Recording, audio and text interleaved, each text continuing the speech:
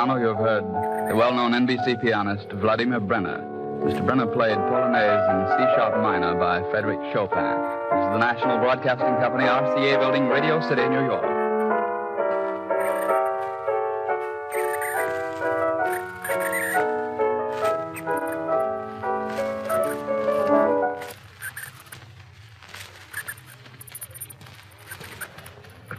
Radio's own show, Behind the Mic.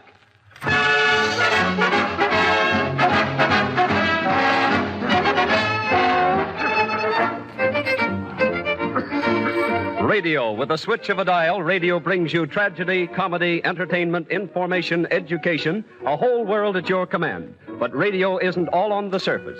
There are stories behind radio, stories behind your favorite program, and favorite personalities and radio people you never hear of. Stories as amusing, dramatic, and interesting as any make-believe stories you hear on the air. And that's what we give you. The human interest, the glamour, the tragedy, the comedy, and the information that are Behind the Mic.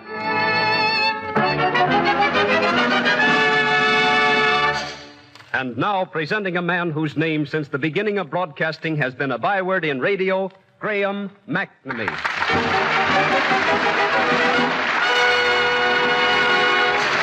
Thank you, Gilbert Martin. Good afternoon, ladies and gentlemen of the radio audience. Behind the Mic presents the story behind those radio babies.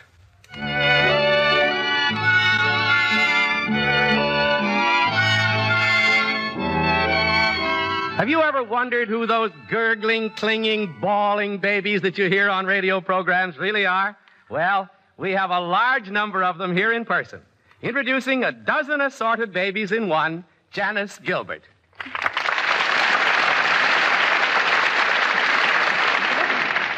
First, I might explain that Janice Gilbert is an 18-year-old, dark-haired young lady and mighty attractive. Oh, thank you, Graham. I ought to say as much for you. I wish you could. Janice appears in an almost incredible number of day and nighttime serials, in which she specializes in playing baby parts as well as many children and ingenue roles. I might say that the only prop Janice uses is a pillow, which she holds in her hand and which she cries into. That's about right, isn't it, Janice? Mm-hmm. Janice, exactly what kind of babies do you play? Oh, all kinds, Graham. Well, do they differ much? I mean, for instance, does a newly born baby make different sounds from a 2 or 3 months old baby or a 5 or 6 months old baby? Oh, yes. A newborn baby is very weak and can't do anything much but just cry and sputter and cough a little, like this.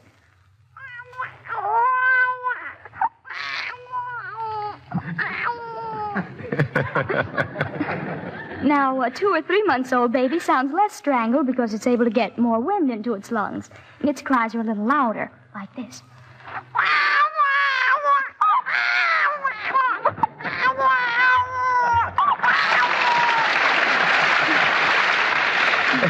Yes, Janice, the wind is doing much better.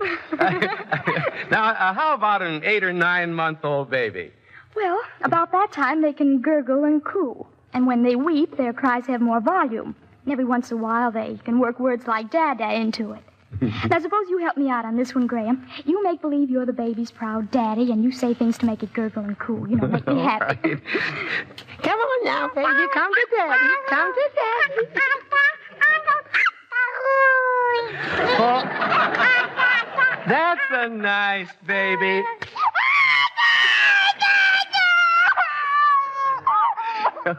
Honest, folks, I didn't really sock Janice there. We were just fooling. You know, you must have broadcast from crib to crib. Yes, on a safety pin hookup. Well, you certainly play a variety of roles, Janice. Yes, I do. On the popular daytime serial, The O'Neills, I play the part of the ingenue, the daughter Janice O'Neill, and the 3-year-old twins, Junior and Margie, and baby brother Bobby, who's 9 or 10 months old. Don't tell me you do them all at once. Yes, I've even done that. I remember in one scene, Janice O'Neill was crying because she had just lost her first boyfriend. And the twins came into the room to try and console her. Later, the baby cried, and there I was in a 4-way conversation with myself. How did it sound, Janice? Well, something like this.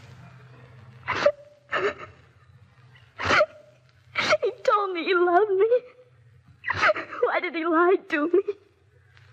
He couldn't have loved me and done the things he did. Johnny, why you Oh, Margie. That's why you cry. Oh, hello, babies.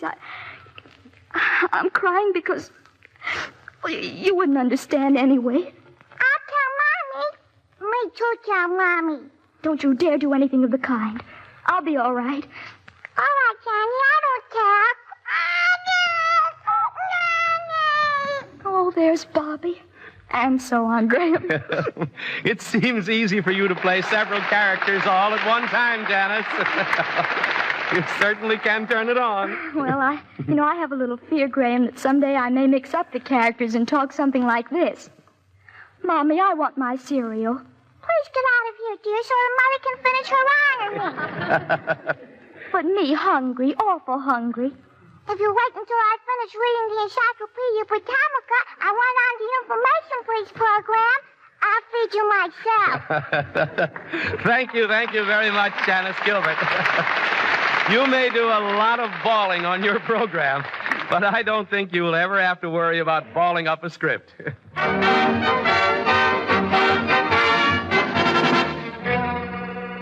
The story behind the Blue Network's earliest morning personality.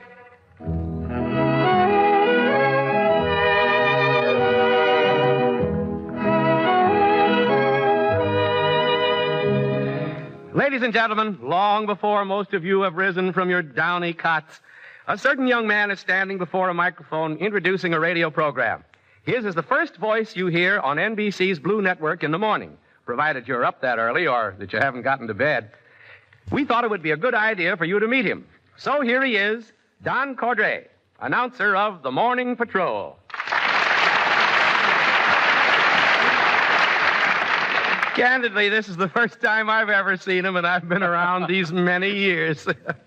Don, what is the Morning Patrol, and what time does it go on the air? Well, Graham, the Morning Patrol is a program of recordings, mostly dance recordings. We go on the air at 6:30 a.m. Man, oh, man, 6:30 a.m.? Uh-huh. Since you're the first one on the air for this network in the morning, maybe you can tell us how the networks open up each day. Oh, certainly. With the announcement of the station and the playing of the Star-Spangled Banner. I get it. If the alarm clock doesn't get the listener up, that will. That's right. What time do you have to rise to be at the studio for your show, Don? Well, I have to come in from Forest Hill, so I set the alarm for 10 to 5. 10 to 5. Well, isn't that a little premature? Well, you know what they say, Graham. The early bird catches the worm. Yes, but until you develop feathers and a long beak, that won't interest you. What's your daily living schedule? Well, I get up to 10 to 5, reach studios at 10 past 6, and I'm on call until 4 in the afternoon. Then I go home and sleep until 6, and then I'm fresh for the evening. Go to bed about midnight and then get up at 10 to 5 again. 10 to 5. Not a bad price. And you have to be here at 10 to 6, do you? Well, not always, Graham. You see, they used to have a rule here at NBC that if anybody was late for an early show, they were subject to dismissal. Mm-hmm. So, of course, I'm very careful about setting my alarm clock. Well, one night after setting that alarm, I locked it by pushing down a gadget on top of the bell. When the alarm went off, it was pitch dark, but I arose and got to the subway all right. I didn't seem to recognize any of the regular crowd. When I reached NBC, the front of the building was locked, and I had to go in the side door. Now, this, to me, I thought, is on the strange side. But I went inside, and the elevator operator said, well, a special broadcast? No. But to make that long story short, I reached the studios at, you want to guess what time? No. 3:45 in the morning. 3:45? Yes, when I locked the alarm by pushing down the gadget on top, it had thrown the setting hand back to 2:45. But generally, I get to the studios around 6. Oh, I know that, Don. I see you right along here at 5:45 in the morning, yeah. The only time, Graham, I ever saw you at 5:45 was when I was going to work and you were going home. And not from work. Touché, Don. 10 minutes to 6. Oh.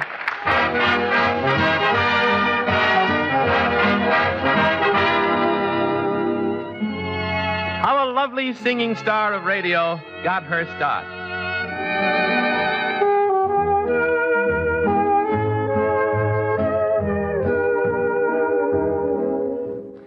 Seven years ago, radio's most popular singing trio of that time was singing at the Century Theater in Baltimore.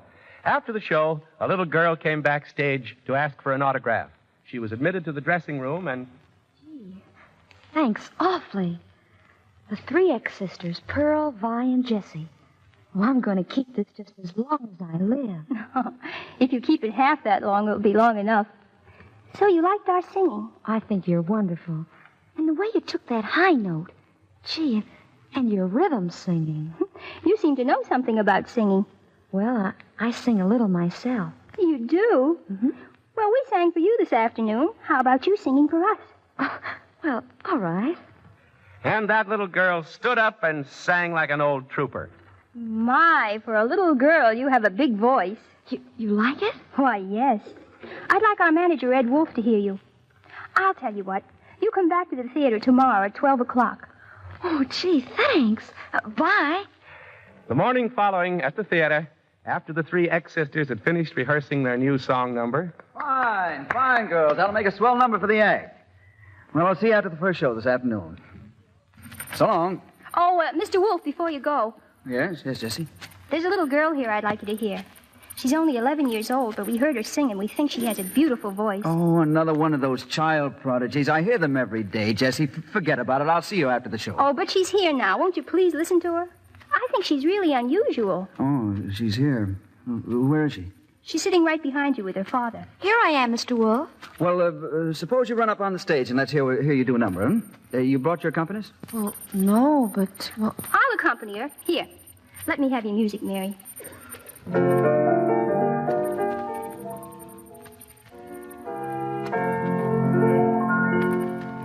a minute, young lady. I want to talk to you. Say, you know that you've got one of the best natural hot singing voices I've ever heard. How old did you say you were? I'm 11, Mr. Wolf. 11? Say, I've got an idea. We'll call you the little girl with a big voice. Young lady, I think you're going places in radio. And it was exactly 2 months later that on one of radio's most important shows, the voice of the master of ceremonies, Rudy Valley, said, Hi-ho, everybody. This is Rudy Valley and Company. Mary Small, aged 11 years, of Baltimore, Maryland. Ordinarily, this program does not go in for child performers. Cute kiddies give us a small pain in the collective neck. But she has a genuine talent. The fact that she is 11 years of age is interesting, but not very important. Many of the better-known grown-ups might learn a few things by listening to Mary sing Louisville Lady. Out of the river comes a melancholy wail. All the trees are a shiver, even the moon turns pale. Louisville Lady moaning as she drifts along. He was her man, why did he do her wrong? Oh, Louisville Lady, forgive him for being untrue. Now that you're gone, how can he live without? Can't you hear him calling to you, Lady Lou? Louisville Lady, can't you hear his mournful cry? Come out of the river, don't bid your man goodbye.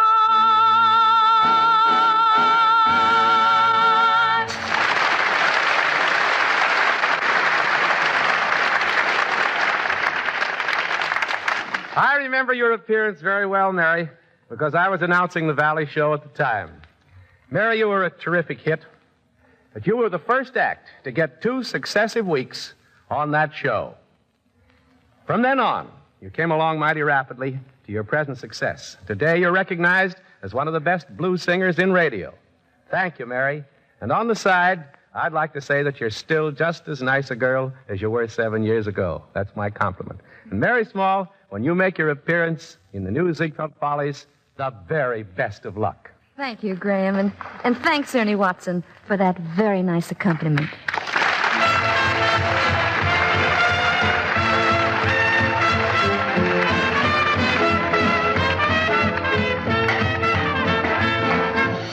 Letters from listeners.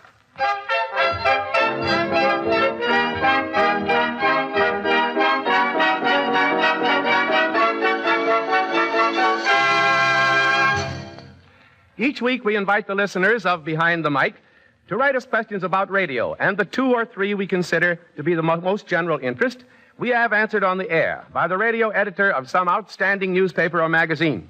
Tonight's questions will be answered by John McManus, radio editor of New York's newest newspaper, PM.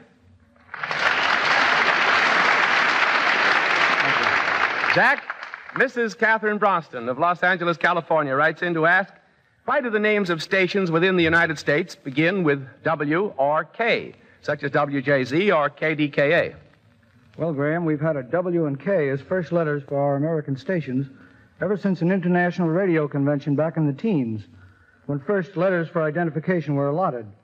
For instance, at this convention, C was allotted as the first call letter for all Canadian stations, G for England, W, K, and N for the United States, and so forth.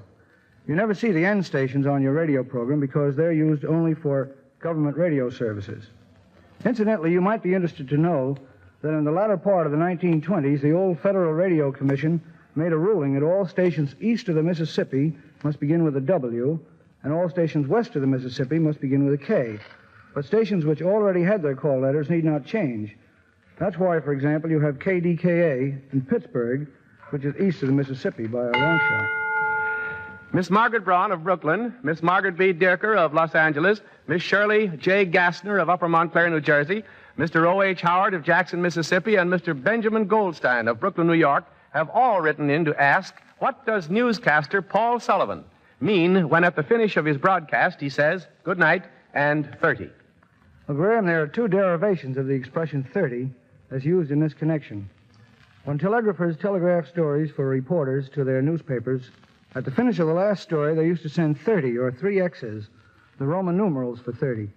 This meant that there were no more stories coming that night. This was adopted by newspapers, and on some newspapers right now, finish and 30 is marked at the end of the last word of the last story on the last page of the newspaper when this story is sent down to the composing room to be set up and printed.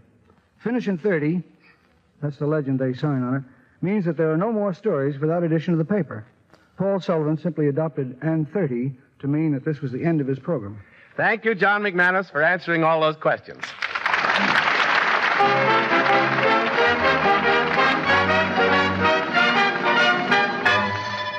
The drama of how amateur radio has helped the physically handicapped.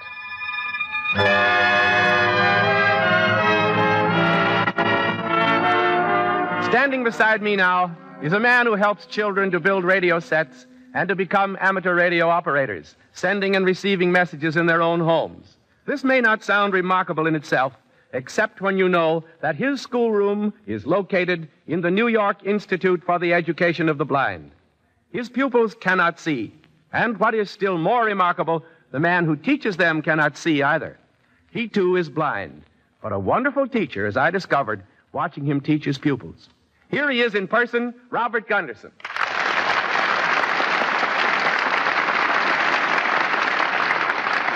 Bob, you're an amateur radio operator yourself, of course. Yes, Graham, I'm an amateur, and my call letters are W2JIO. How many students have you in your class now learning how to build sets? 14, Graham, and I'm sure that every one of them will have his amateur license, which means, among other things, that he will have to send and receive 13 words per minute. I think it's an inspiration to watch kids like that build radio sets when you realize that they can't see what they're doing. Well, one of the boys in our class is not only blind, but also deaf. Well, how do you tell him what to do, Bob? Oh, I communicate with him with my hands by writing the Braille alphabet in his, spelling each word letter for letter. What a remarkable patience you must have.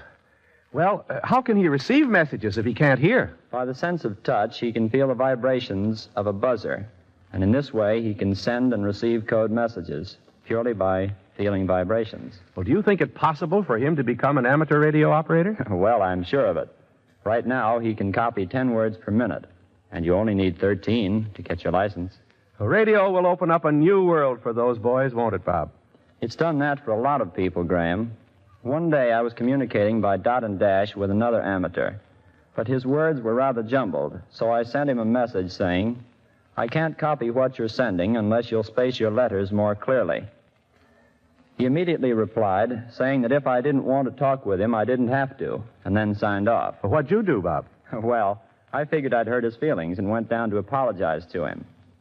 Upon entering his room, Graham, I found that the man was almost completely paralyzed. He had to send messages by tapping the sending key with his foot. Yet he was very independent and most cheerful. We never realize how well off we are until we meet someone less fortunate than ourselves. That was a case of radio helping the physically handicapped. Yes, and I can think of another good example of that, Graham. One day I was talking to another amateur in Boston, and we were discussing handicaps, and he said, I've got a friend who's pretty discouraged. Got a bad ticker. Doctor says he can't live much longer. Now, I got an idea that if he had some real interest, he could hang on. Funny thing about that. Well, that gave me an idea. That was on Wednesday. The following Saturday, I took a train for the town where this man was located. And after about half a day's searching, finally located him. At first, his wife refused to allow me to see him.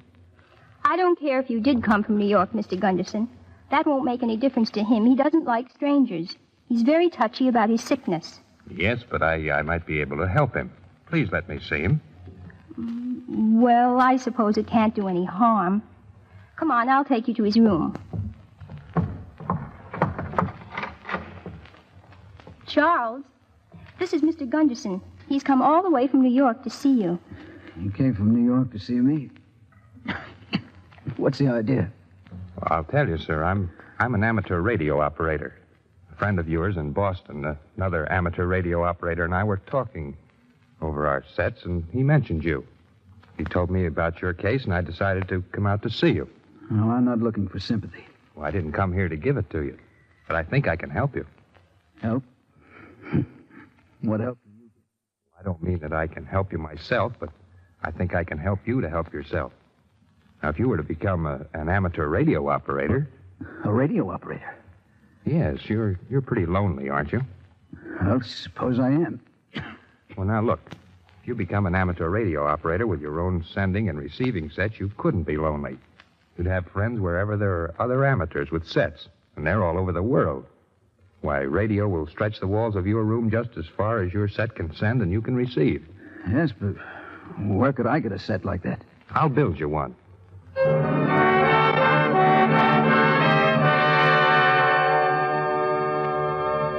And did you build that set for him, Bob? Indeed I did, Graham. What happened to that man? Well, I told you the doctor said his days were numbered. That was 4 years ago. And today, he's still alive and kicking and sending radio messages. Good. And thank you, Bob Gunderson, for a most interesting and enlightening interview.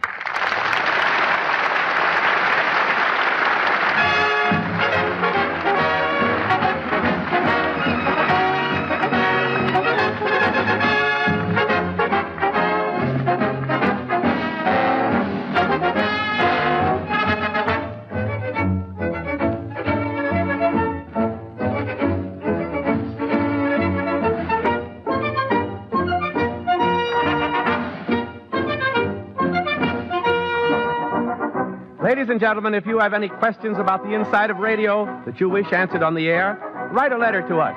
Address it to Graham McNamee, Behind the Mic, National Broadcasting Company, New York City. As many questions as possible will be answered by mail.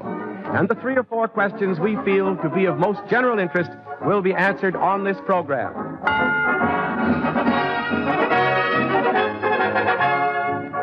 Be sure to listen next week when we will bring you the amusing story of how a cab driver became Eddie Cantor's scriptwriter. Exactly what happens to your letters when you enter a radio contest. The amusing story of what happened when all the lights went out at a studio broadcast. And more of the human interest, the glamour, the comedy, and the drama that are found behind the mic. This is Graham McNamee speaking. Good night, all.